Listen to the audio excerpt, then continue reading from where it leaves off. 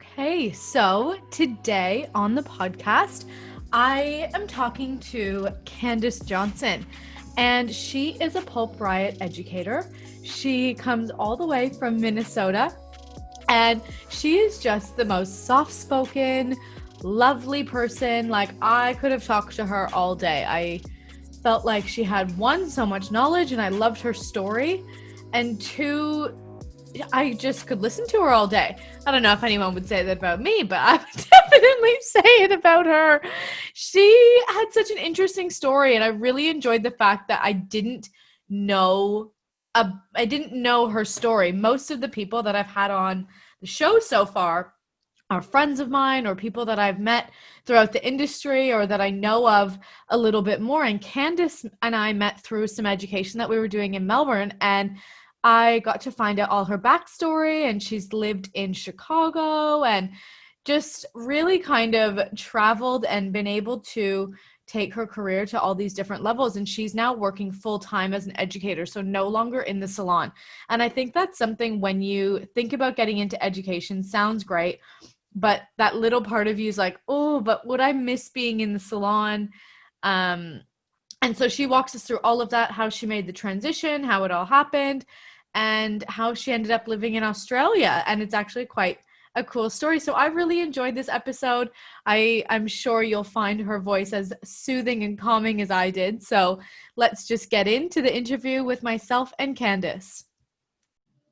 Okay, today I am talking with Candice Johnson, who I've been really lucky to connect with actually through my Melbourne lockdown time with my salon group. So we were doing education with Candice for Pulp Riot, and thought it would be a really good episode to record, showing how somebody is a hairdresser, and now working in education and has still in the industry, still loving it. And I don't even really know your story. Usually, like, the people I've had on are kind of friends that I've known or things like that. So this is just as exciting for me because I want to know your story and what you do and what you did and everything like that. So you are an educator for Pulp Riot here in Australia currently, correct?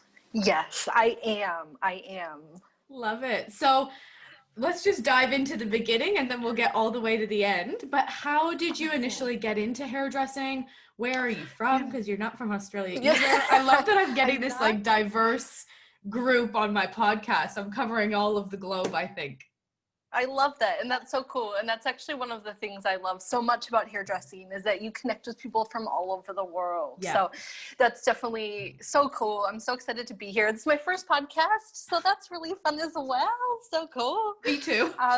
Yeah, I love it. It's so great. What a fun idea. I think that's so cool, and I love being able to take this time that we have to, be productive and doing something fun and bringing hairdressers together. So that's super cool. Amazing.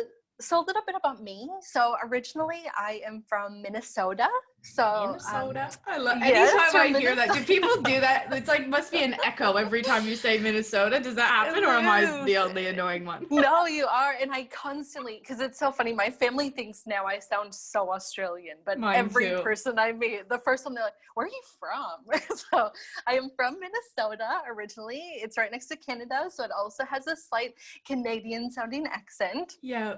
So I actually got into hairdressing, funny enough, because at my high school, they had offered a program that you could go for half a day, once a week, to go to a hairdressing school. So you could start to almost work on your hours and your accreditation for hairdressing.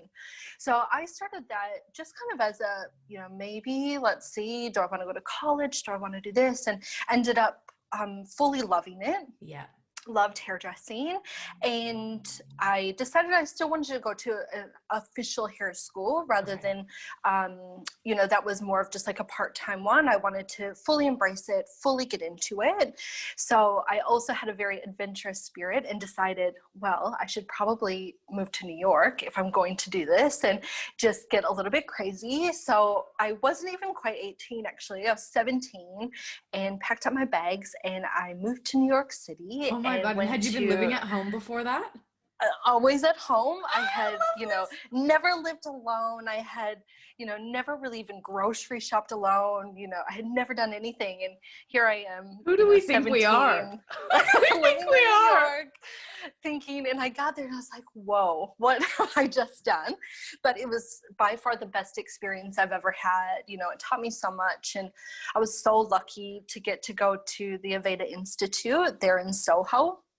So every day I was in Soho in school for a year, and I loved it, and it was so cool. Did you know anybody before you moved?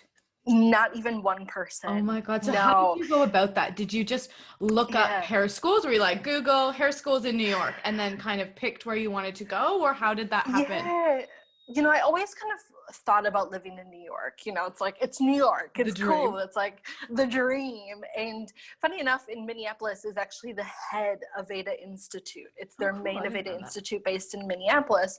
But, of course, I wanted to do something different. So I still love the idea of Aveda, their schooling. I liked their program, but I just wanted to do it in a new city. So that's why I decided on New York. And they were so, lovely and helped me find a roommate. So my roommate was from Tokyo. Oh, how cool. So the school, were you in like student housing? It wasn't a student housing. I was still in an apartment, but they help students connect with other students to be able to, not have to, I guess, fully go it alone. Yeah, because I think that would deter people maybe who aren't quite as ambitious or would like to do it, but it's overwhelming to know that the school helps you and that they're, you just got to take that first step and there's people pushing you along the way. Absolutely. And she had just come from Tokyo. So she didn't know anybody. She, was still pretty new to English. So it was a very interesting year. Oh my God, what an experience.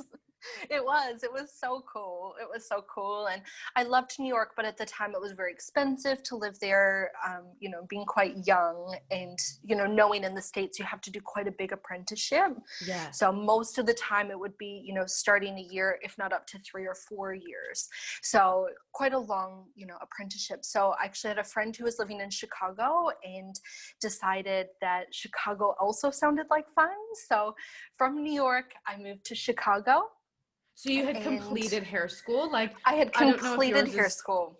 Is that like a 1-year program kind of? Like mine I had to do 1,500 hours. Did you have to do that? And then? Very similar. Okay. Very similar. Exactly. Yeah. So you roughly go Tuesday to Saturday, 9 to 5.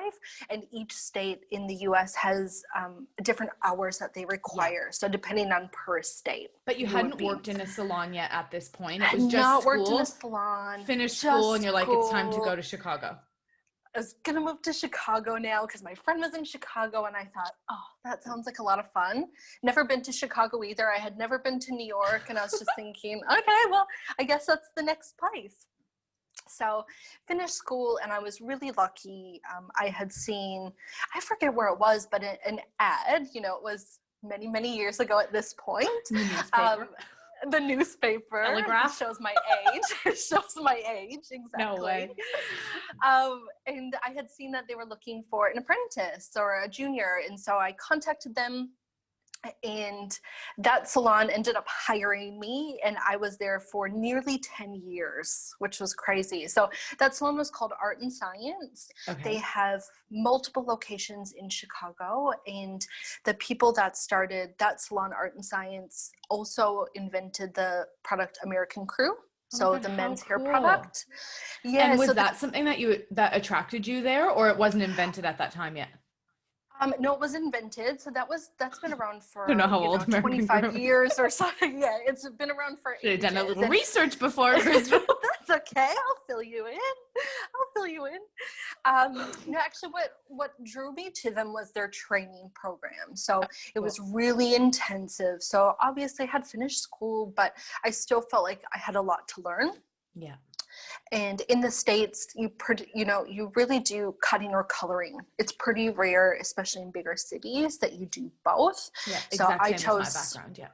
Yeah. Which people here, are always a little shocked by that. Like you don't do both, but that's just how it is there. You specialize.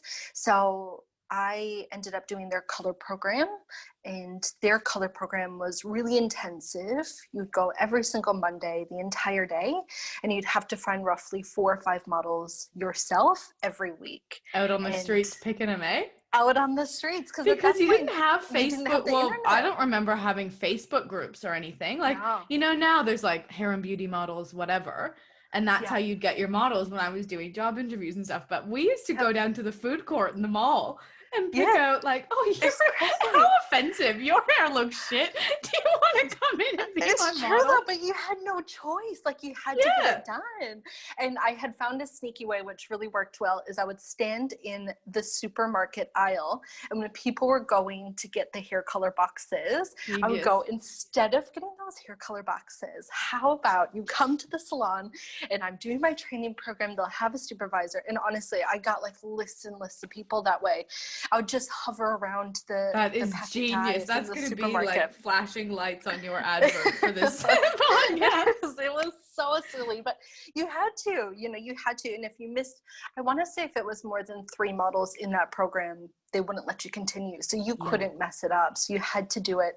You had to, really hustle. You had to really hustle. And don't you think that's made you such a more like ambitious or outgoing or just a hard worker from that? I think my 100% training was very similar in that way. And at the time I was like, well, this is friggin' intense. Like, like give me a break. It's a Sunday. I'm hungover. I'm 17. I don't want to go around the food court and ask people to do their hair. Spend your day off. But now I am so grateful, and it is a huge difference. And not that it's not like that in Australia, but I definitely notice a difference in terms of the way we do our training and stuff. I'm grateful that I've done it that way. And like you said, because it's 100%. Very hard. It is. But I think it also really taught me to go out and search for things as well. So if I want to learn something, I'll make the effort and I'll go do it. I'm not expecting anybody to just hand that to me. I want to figure it out. I'll go and do it myself, and I'll figure out how to do it. And it makes you, a little braver, a little tougher, all those things where I think in something like hairdressing, you have to talk to clients all day. So to me, even just being able to walk up to a stranger and have to talk to them, I think was a real good communicative skill to learn as well, how to just talk to people you don't know. So I think that even though at the time it sucked and I hated it, it really nobody likes me a lot. Just so everybody knows, no matter how outgoing you are and how much you can shoot the shit, nobody likes doing that. No one likes doing it. And at the time it was torture, and every week I despised it. But in the long run, it really did, I think make me a better person. You wouldn't have had any friends. It's not like you had your high school friends, your aunties, your uncles. Like I was lucky because I had that. So usually I didn't have, I got enough friends to tide me over. But when you're in a completely new place, like that's, what choice do you have? And how long was that training program for you? Yeah, so that training, I was there about 8 to 9 months, and that can go anywhere. It doesn't just have a set program. It goes really by skill, how quick people, pick things up and so on. There were some people that, needed a little bit more time and were there for 1.5 years. So it really just would depend on the person and how much effort they put into it. I think also makes the difference. The more you put, the quicker you learn, and then you go faster. Totally. Yeah. Cool. So from that point, I stayed there. I worked as a colorist and, just kind of worked my way up the ladder, if you will, and went up each level until I became, the master colorist there, as well as doing a lot of education for them in-house. And how did you transition from being, say, an apprentice with them to then educating for them? Like, I think that's also something, like, I just want to cover everything in this podcast, showing people that you don't have to have dreamt of being a teacher your whole life. Like I don't have a teaching degree, but I can still teach you how to paint hair. So how did that happen that you got from going an apprentice to, obviously not overnight, but to educating for this salon? 100%. And I think a lot of that comes down to is asking for things, showing people that you really want that, and not just waiting again for someone to come to you. I was aggressively saying, let me come in and shadow you. On my day off, I would come in and just spend the day helping or washing bowls or helping whatever I could, and really just showing initiative that I wanted to do that. And I wanted to be there. And I think over time, that really shows. And between all three of the salons we had, there was about 80 or 90 staff. So it was a big salon. And so it's a privilege, to get to that point, to be able to help other people and train them. And for me, that was kind of when I realized I love education. I didn't know that I was going to. It was kind of just like, well, that looks like fun. It'd be cool, something different. And really kind of showed me that that's the path that I wanted to do. And I would have never known that if I wouldn't have, pushed my way and trying to get into that educator position. Yeah, amazing. And what were you educating for then? Like just applications or techniques that you'd kind of come up with, or like basics? What were you educating? Kind of everything, so our apprentices would really go through a bit of a program. So you would start with fundamentals, then you would move in, to all over colors and consultation, and then you would move into foils and so on. So there was a bit of a program. And so I really started with everything. So we started at the basics and then kind of worked through that. So you did have a curriculum that you would have to follow, and you would have to essentially test out of each of those categories to move on to the next thing. So we really, I taught all of those from the very beginning all the way to the very end. And then at the end of our apprenticeship, you had to put on a runway show. Oh my gosh, this is the exact same as mine. Yeah, I'm not even kidding you. The other day I was going, because I'm like dying for content right now because we have nothing, I'm not doing any hair. And I found this photo, you would die, of my like runway show. And it was all rainbow colored, and that was my theme, and like I got t-shirts made, and I had all these people. I had like one of my girlfriends and 4 clients, and same thing, had to put on a runway show, but I completely forgot about it, and I found it. Oh my God, it was hilarious. It's so good. And it was such a fun thing because you can ask whoever you want to come. You can do that. I remember at the time my roommate was a fashion designer. And so she made me all these elaborate dresses out of garbage bags, being still in a student budget. I was like, I can afford like $20. And so she made all these. Of my life. It was like, I am in the garbage category at the moment, but I'm soon to be out. So we'll have a fancy dress. And she made these like elaborate, cool outfits out of garbage bags. So it was very memorable. That's so, it was at really least you cool. Remembered yours. I completely forgot about mine. That's so funny. Oh yeah, but it was fun, and it was like a celebration that you finished, and that you've completed something that was hard work. So I thought that was really cool that they would do that, and everyone would come, and they would have champagne, and it was a party, and it was cool. What a thrill! And now you mentioned that salon, the owners of that salon invented American Crew? Yeah, well, so the 2 guys who own it, they had started American Crew together, and one of the other owners had now was in helps to start Ruzel as well. So very much in the men's industry. And then was a unisex salon. It is, yes, and still is. So they did men and they did women. And the guy who still owns it and runs it is creative director for American Crew. So very much still tied to it. And so were you quite exposed to that and getting to go to shows, or like in the like understanding how production like happens or anything, or was it kind of a separate entity? Or Yeah, it was kind of separate and kind of together. We did a lot of research when it would come to, what people wanted in the products. They would come in the salon and we would help that, especially when they were developing, their men's color. That was a big thing that we would help them to develop that. Okay. As far as shows, 100%. I mean, that was probably the best benefit. Don't you think it's a whole nother world? American hair shows. Oh.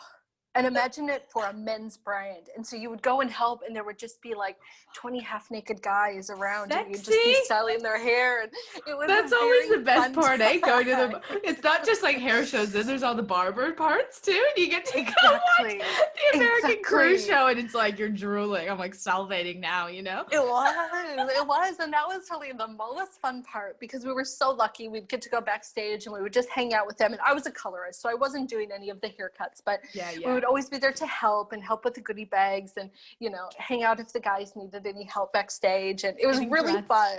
Getting dressed. Like, I'm not a stylist, but I can definitely help you. I think that button needs to come undone. Exactly, just a few down. So it was very fun, very quite a unique experience. And funny enough, actually, they had sent me to Amsterdam before I came to Australia. And actually, that's how I met everybody from Australia. And that's how I ended up here, was at an American hair show in Amsterdam. You could just lead this interview yourself. I'm just going to sit here and listen. I love it. Tell me everything. Yeah, so I mean, I think that's where, even just going back to what you said about the different avenues and things, like in my life, I never thought I would be first living in Australia, doing education full time. Like, my 18-year-old self would have never even thought about that or dreamt that. But that's what's so cool about this industry, is that it can bring you to so many places that you would never even think of. There's so many options. I have goosebumps. I get them every time. I just love it so much. Like, it just thrills me when people love what they're doing, and like, it just thrills me. Yeah, it's so cool. So I was at the salon for, going on 10 years, their head colorist, and it just kind of got to the point where I was looking for something else. I was doing education a lot. And like I said, they sent me to a hair show in Amsterdam for a long weekend, and ended up meeting the people who worked at Osdare, who do Kevin Murphy, and they do 11. And we had the best weekend, and we had so much fun. And they had said, Candice, if you ever want to come to Australia, we'll get you a job. Yeah. And I was like, okay. And I went back home, and I just kept thinking about it. I was like, oh, that could be kind of fun. I've kind of lost that little bit of adventurous spirit. I've been in Chicago a long time, and sent them a message one day and was like, hey, any chance you guys, need any help in Australia? And they were like, yeah. How quick can you be here? In like 2 months?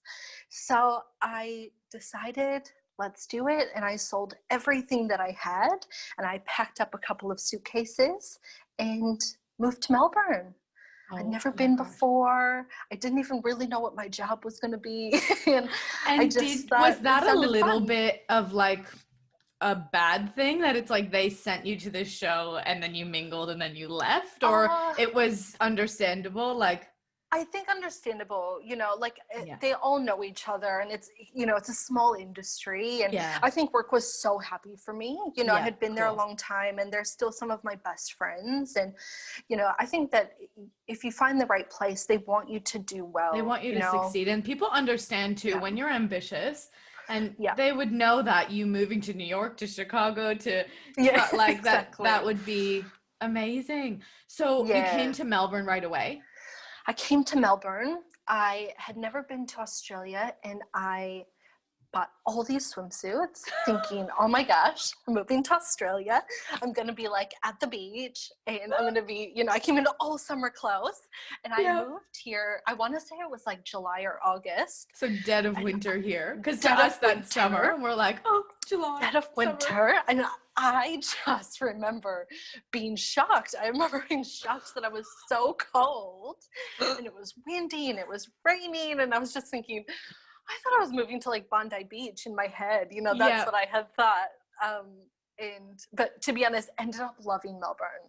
I think it's just such a cool city, and I was so happy within a couple of months, once it started to get nicer and I saw all the benefits that Melbourne had to offer. Yeah, you arrived in winter, really so that's not really ideal, is it, here? Especially Melbourne winter. I always say, like, it's not like it's hot here, like it's still winter, but I'm from Toronto, so for me, we get snow and like minus 20. So it's like, although it's not minus 20, it's still cold, and there's no snow, and it just rained. Like, you'd almost rather winter a bit.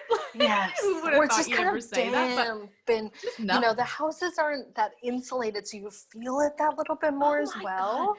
The houses, I don't know if it's just because I lived in some pretty dodgy houses, but I remember one time FaceTiming my parents, showing them, I've moved like 10 times since I've moved here, but I was showing them my new crummy house. I was FaceTiming all proud, and my dad's like, is that a gap under the door? And I was like, oh, I guess, because you could see light like coming through in the hallway in the photo and the phone, and I was like, oh, like, didn't even notice. And he's like, that is not safe. Like, the raccoons can get it. I'm like, there's no raccoons here. Oh, it's so good. It's so good. And now we just get used to it. The houses are not at all insulated. Like, you might as well not put the heat on. 100%. You can feel the wind. You can feel it. I mean, it was so funny. I remember moving in to the first house when I got here, and the bathroom always had a crack in the window. So no matter what you did, it was just cold air. But my housemates would walk around in like a towel. It was no big deal. They were fine. And I'm just like in 18 layers of clothes And and they tons of expect socks. us, like, say, North Americans, to be like us in the t-shirts in winter. They think that we're like used to this, and it's like, no, this is still cold. Yeah, it's still crazy. Cold. It's still so cold. When you moved here, same thing as when you went to New York, like how did you find housemates or a place to live, or how did any of that happen? Yeah, you know, again, I feel like I just kind of get lucky in my life, but work was so lovely and so helpful. And they had actually put me, you know, a list of where to look for things, like look on Gumtree. Gumtree was, you know, a big thing at the time, and ended up finding a really amazing house for like a little house sublet for, I want to say it was 8 weeks, just to kind of get my feet on the ground. And I'm still friends with them now. And it just worked out. And then I found another great house, and they're all still my best friends, you know, from here. So I feel like I've been very lucky that I've had really nice situations and have found it pretty easy. Yeah. All that talking in the grocery store aisle helped you be social. Exactly. That's what you were doing here. You're walking down the grocery aisle. Like, you need a housemate? Do you need a housemate? But it is. It makes you really like, you know, because the house interviews can be so awkward and uncomfortable. But having the skills that we have as hairdressers, you can talk to anybody. You know, you can find common ground. You can, you know, make fun jokes and all that. So I think that we have a very lucky skill to have. Definitely. So when you came, when you were in Chicago, you were educating and still taking clients working in the salon. Is that something that you're still doing now, doing clients, or you're only field educating?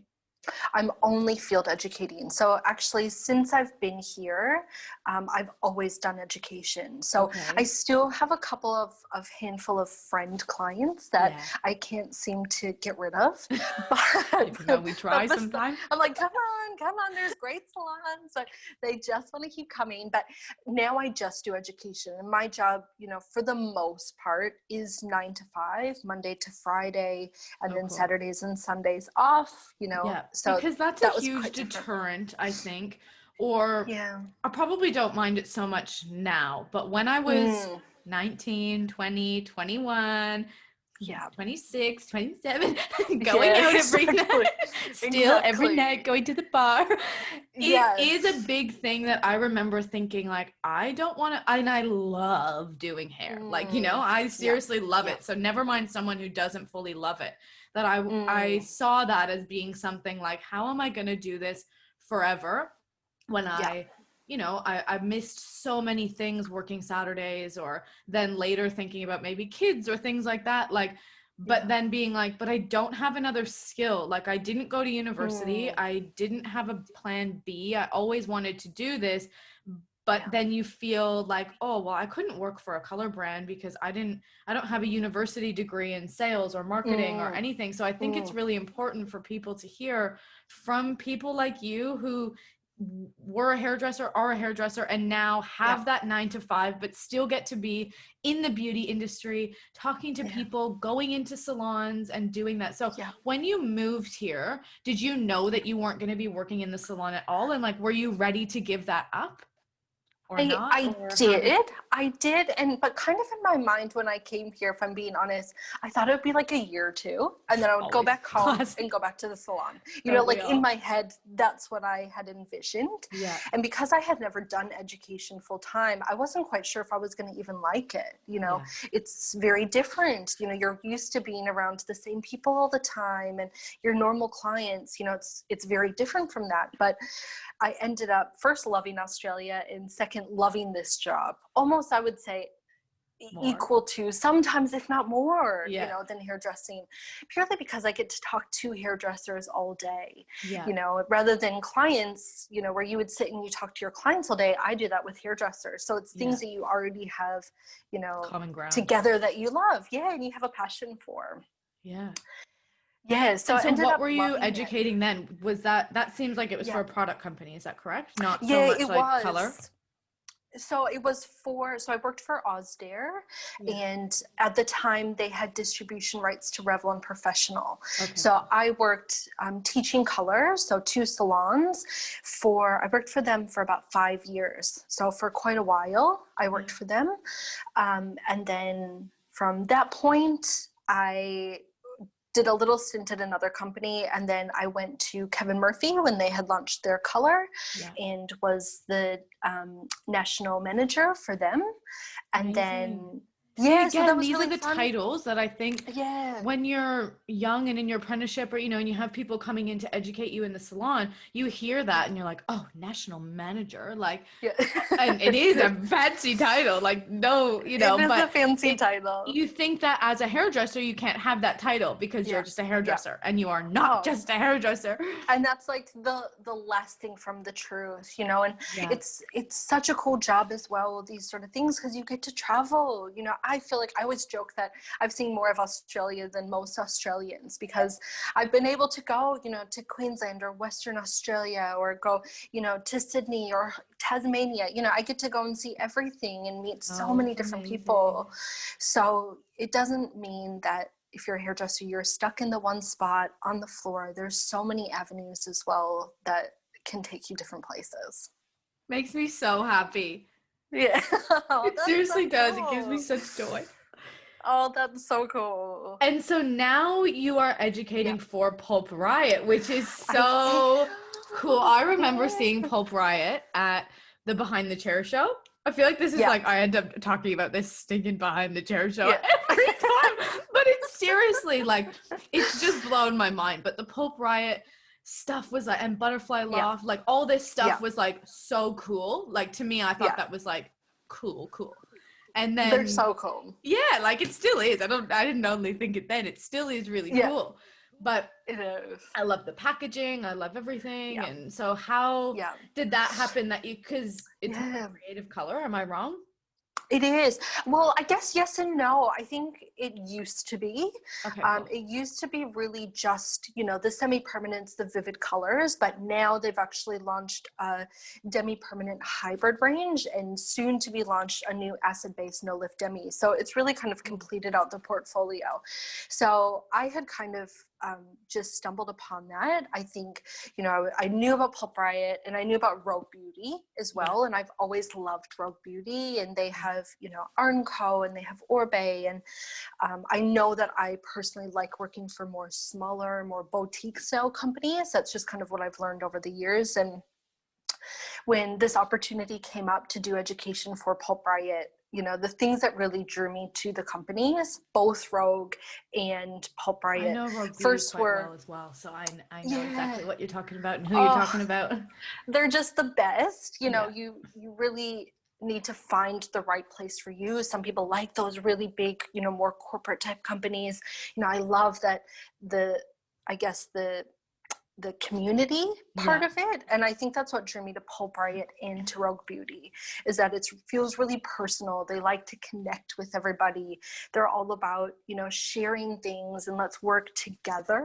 Yeah. And I think that's, just what you're doing here, it's bringing people together. And I think that's really what we need. And just because one person uses this product or that person uses that product doesn't mean we can't all do stuff together. Yeah. And I think a lot of the times you become like a brand snob a bit, like I felt like I was that for Wella. I was like, oh, I only use Wella. Like, oh God, you use that? Like, it's so dumb, but it's true. It does happen. And it's something that I've struggled with because I educate for a balayage brand that is not brand specific. So the whole point is that all you need is the powder and you can use any developer. And it's very, very hard to penetrate that almost loyalty to another brand. But and I get that, us as hairdressers are loyal, and I think that there's nothing wrong with that. And I think people love their brands and they love who they're with. And I just think, being able to have platforms where we can, all work together, even with Pulp Riot, I love that, you're the artist, Pulp Riot's the paint, and they're really even starting to feature people on their socials that are not even using Pulp Riot, because they really want us to, you know, all work together. And it doesn't have to be just because you're with Wella or just you're with L'Oreal. You know, it doesn't matter. We're all hairdressers and we're all artists. So that was something that really drew me to the company, as well as being a really personal company, and that you can, you know, get on the phone and text everybody or message them and they get back to you in a second. And it's very close knit, even though it's quite a big company now. Yeah. How cool. Yeah. Now they're based in Sydney, correct? So Rogue Beauty is based in Sydney. Yeah, so they're based out of Darlinghurst. Yeah, so it's a really how does cool that office. work? Like, was that something that was an issue, that say you lived in Melbourne, or how did you end up going and getting this job when you live in Melbourne? And, you know, people might think, oh, I couldn't work there, I live in Melbourne. 100%. And I think that's where education is really cool, because they still need education in every single state. Yeah. So just because one company is based in one city doesn't necessarily mean you have to be in that city. So for my job is traveling. And so it's a little bit difficult, my job at the moment, because I can't actually travel. But a lot of education jobs are local. You know, you can have the area that you live in and educate around that area. So depending on what you're after, if you're looking for something with travel, there's jobs like that. If you're looking for something, you know, that is just in your state or local to your area, they have jobs like that as well. So cool. I love sharing all of this. And you doing Pulp Riot, is that you like doing clients as well, or are you going and sharing the knowledge? Like, how have you been able to apply your skills as a hairdresser? Because there's people who do this job that aren't hairdressers. Am I correct? Education, no. Yeah. Pretty much all people in education, you need a hairdressing background. So what my job really entails is either going into salon or doing trainings, you know, via Zoom at the moment, and actually explaining. I'm getting to be a Zoom expert, but how to use the product, ways to use it maybe a little bit differently, technical information. And then the other side of my job is going in and actually doing hands-on training as well. So even though I'm not on the, you know, salon floor doing clients on a daily basis, I'm still in color nearly every single day. And that's, you know, going from salon to salon, doing models, doing, you know, testing of new products when they come out. I'm still definitely have my hands dirty. It's just in a different way. Love it. And do you feel like this has given you the best of both worlds, where you've got this 9 to 5 and like, I don't know if you get, say, like, sometimes with hairdressing, all these issues are is you don't get the benefits or the medical, I don't know, it's different in Australia to home, but there's all these things that hairdressing doesn't allow sometimes, or a steady paycheck at home, everything's commission and things like that, that this has allowed you maybe to have something more like that? Some more stability, I suppose. And I think, you know, especially coming from the States, I do know it is a little bit different, you know, here. Anything you're not comfortable with, we don't have to talk or edit out, it's no issue. But I just think it's interesting that that is something for people once they get into hairdressing, that they're like, oh, like, how am I going to have a stable life or a family or all these things that when I don't have 100%. A consistent paycheck or benefits. Yeah, absolutely. And I mean, coming from the States myself, we don't even make an hourly. It's pure commission based a lot of the time. So if you didn't have any clients that week, you didn't get paid that week. So coming here, and you can still do very well if you can build up that clientele and have some consistency. But, you know, for me, being able to have a steady paycheck where it's going to be the same every single month, and, you know, you don't have to be, you know, worried about, oh, did I do less hours or more hours?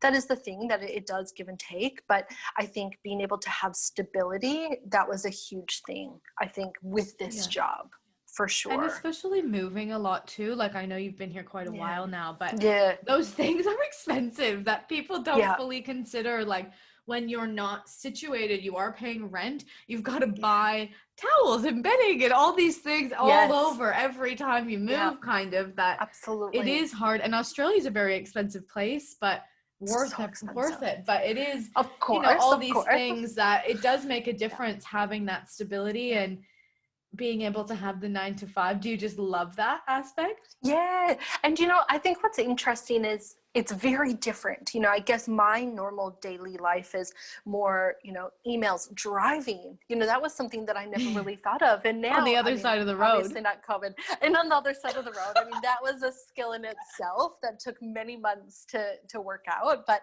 my job is, you know, driving from salon to salon. So there is benefits to this job, but also some things that maybe it isn't for everybody, in the fact that you're alone a little bit more. You know, you're Yeah. not always with the same people every day. You know, go to different appointments throughout the day. Yeah. That's maybe, some people thrive on that. Some people don't like that. So there is, you know, always a pro and con to every scenario as Yeah. well. So cool. Yeah. Yeah. Love it. So Yes. do you think Yes. that you'll continue that, like not working on the floor, like you get enough by doing the hands-on in trainings? I do. You know, I think I was actually thinking about it, and it's almost becoming equal amount of time that I was a hairdresser on the floor and now doing purely education. Yeah.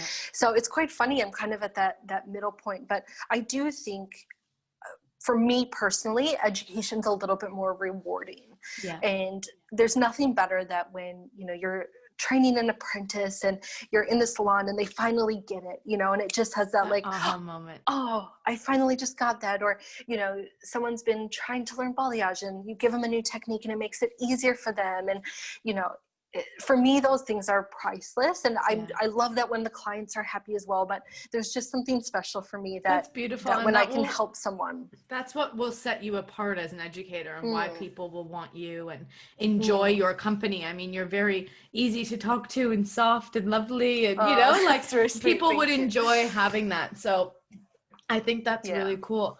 So is there a what's next for you? Like, where could you kind of move up from this role? Yeah, well, I guess, you know, it's quite interesting because Pulp Riot's still very new. You know, Yeah. they had their direct dyes, their semi-permanents out for a couple of years in Australia, but as far as being a full color portfolio, that's really only been this year.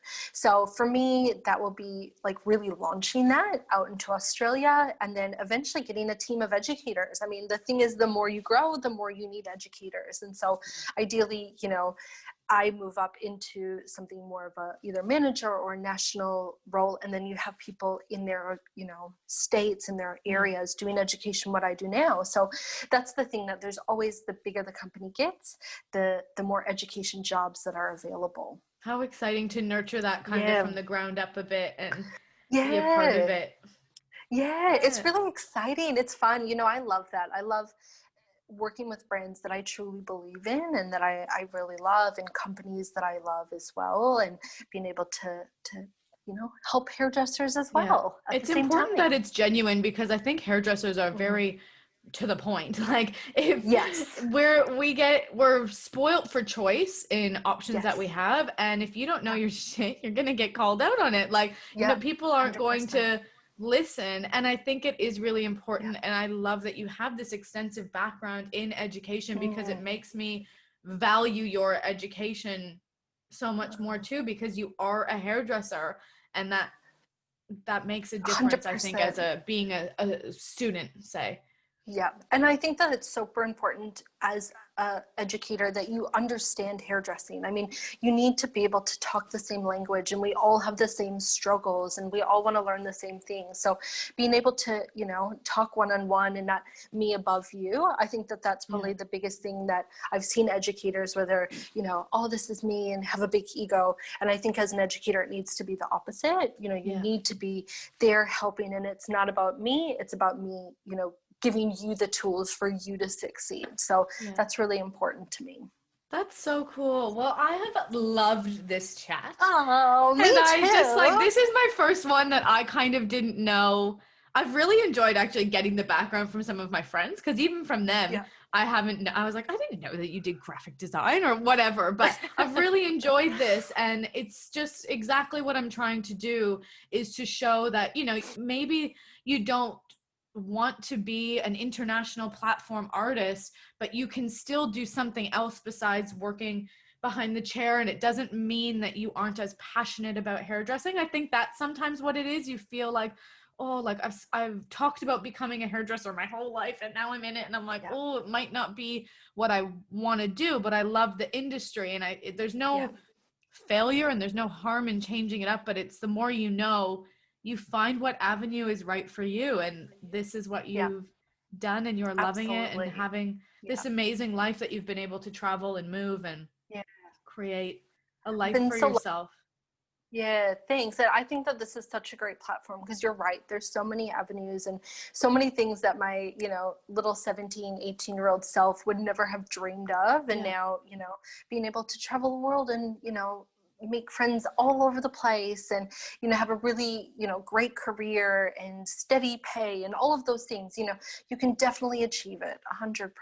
Yeah, without having to go to university and have this classic, route that if you want to do that, you do that, but you can have a job that isn't working in the salon if you want to, or do both, or do 10,000 things, or you be a yoga teacher and do this, like whatever you want to do 100%. Is achievable. And I just want to shed light and make sure that people are aware of their options.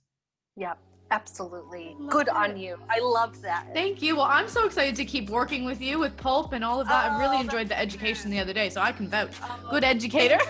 I really enjoyed it, and I've loved having the time to do that. So I can't wait to see you on the streets of Melbourne when we're allowed out, and I really appreciate you taking the time today to sit down with me and to spread a little awareness and share your passion. I love it. I love it. Thanks. Good work. Thank you so much, Candice. Candice. You're so welcome. Thank you so much for having me.